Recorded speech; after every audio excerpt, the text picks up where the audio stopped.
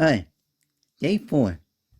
Um, this is day 4, and uh, and this puzzle is the newly released Dancing Solar 3M. Now, earlier this year, Dancing released a few magnetic puzzles, though, and they came out to market and appeared on the vehicle and some of those other major beast cubing stores. And they actually were good, which I have them, and they are actually fantastic.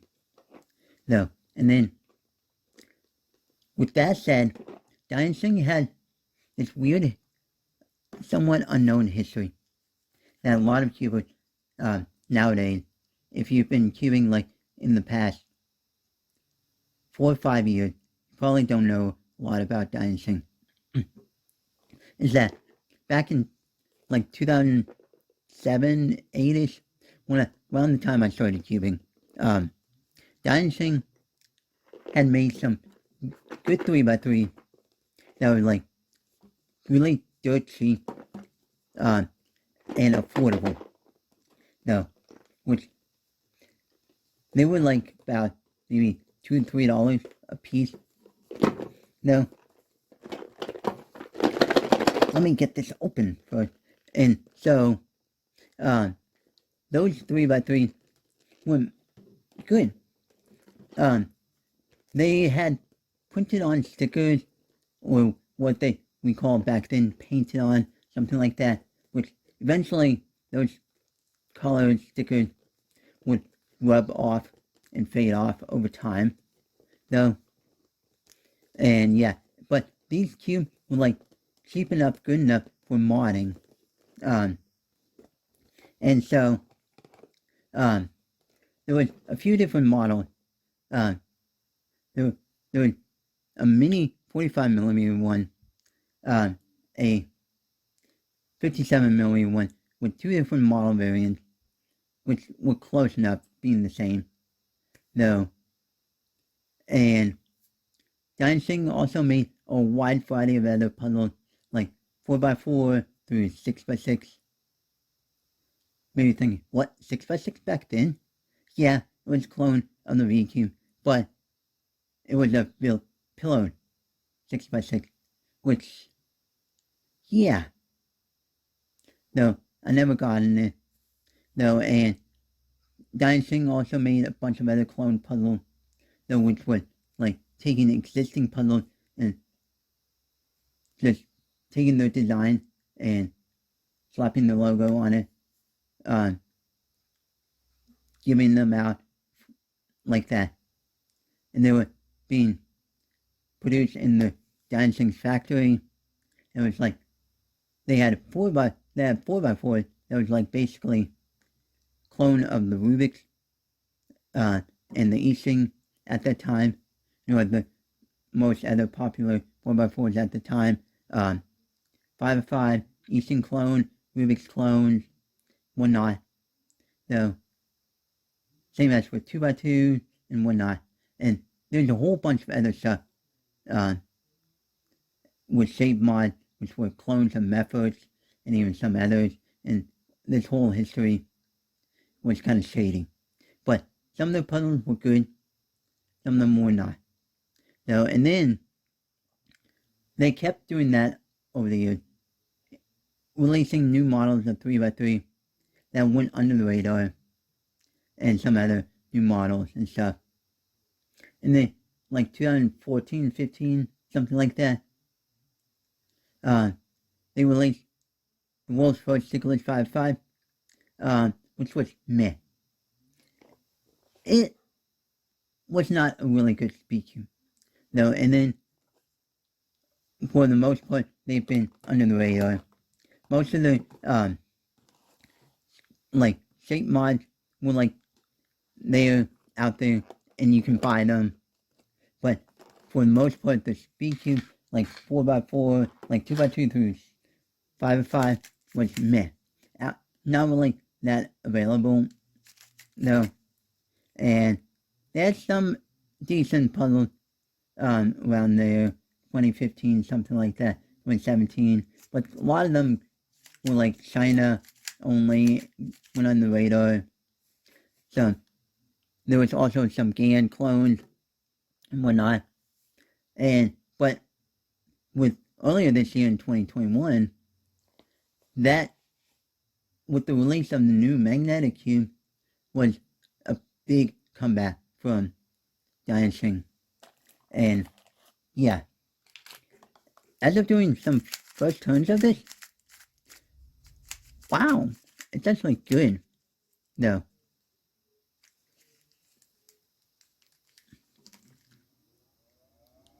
Huh. Wait a minute.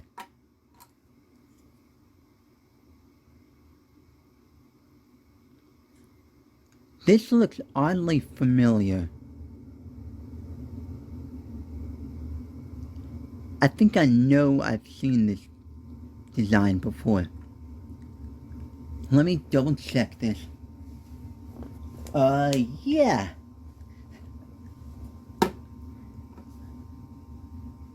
I got a GAN cube right here.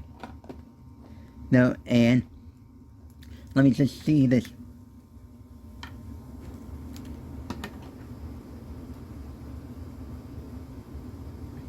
If you can see, no, yeah, it's basically a ripoff of GAN.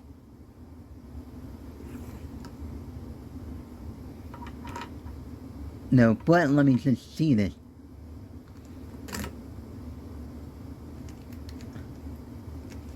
Wait a minute. Hold up. It is just basically a ripoff of GAN.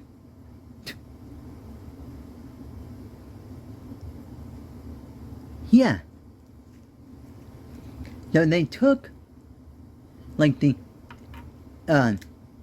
AOSM style design, GAN 10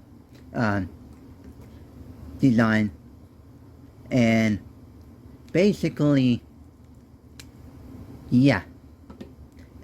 But instead of using that octopus core with the GES nuts and stuff in it, it basically has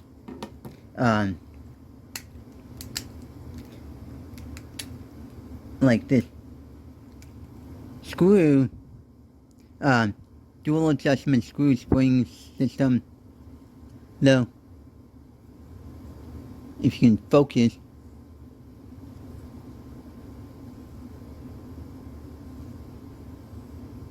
Yeah, it has this dual adjustment system thing,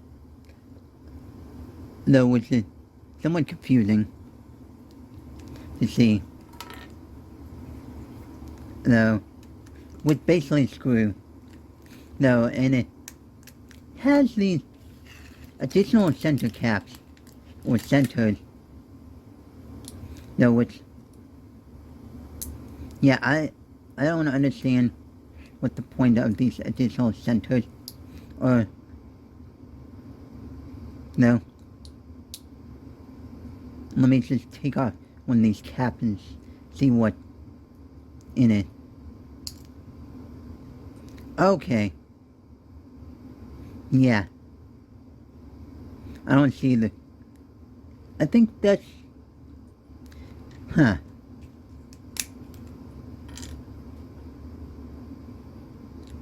I don't know.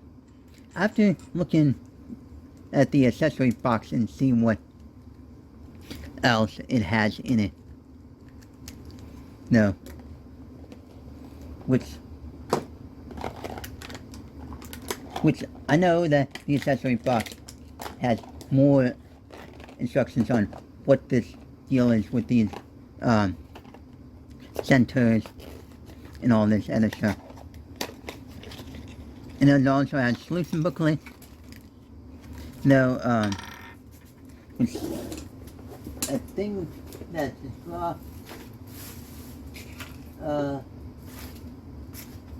Okay, a spare cord. No, it has a spare cord. Um, a stand, solution booklet, screwdriver, a spare set of screws and springs. No, okay, I see it. No, alright, yeah, yeah, huh,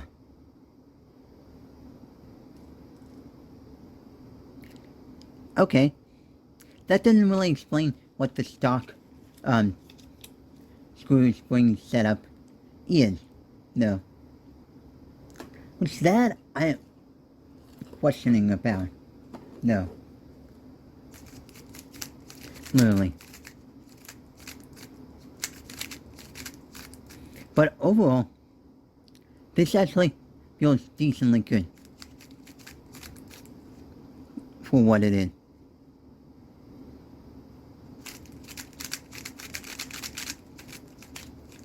No. Another gripe that I have with these puzzle manufacturers is including a screwdriver. Alright, out of the past, from the past year or two of buying cubes, I have a lot of screwdrivers from Moe, YJ, um, Diane, no, that comes with the cube. And these are just plain old regular screwdrivers. No, like this, that, or even like there's Phillips, flathead, whatnot. No, and there's also the X-Men Bell one, the one that came with the X-Men Bell V2 Pure Minx and slash Tornado V2. There's that, which is, yeah, I understand that there's also that special adjustment tool, like what GAN provides, MOU, YJ, and stuff like that. But it's just standard regular screwdriver. Yeah, it's like, I have like a ton of screwdrivers that are floating all over my house. Even a bunch that I've had for like the past 15 some years, though. And it's like, seriously, how many screwdrivers do you really even need anymore for speed cubing? Probably need like maybe one or two, depending on what screw size you have to deal with. No. But ultimately, if you want, you can just get one screwdriver that has removable screwdriver bits and just buy a bunch of screwdriver bits that fits your need. And there's a wide variety of different tips, sizes, screw type, and they, with one handle, that's all you would need. So, that concludes day 4.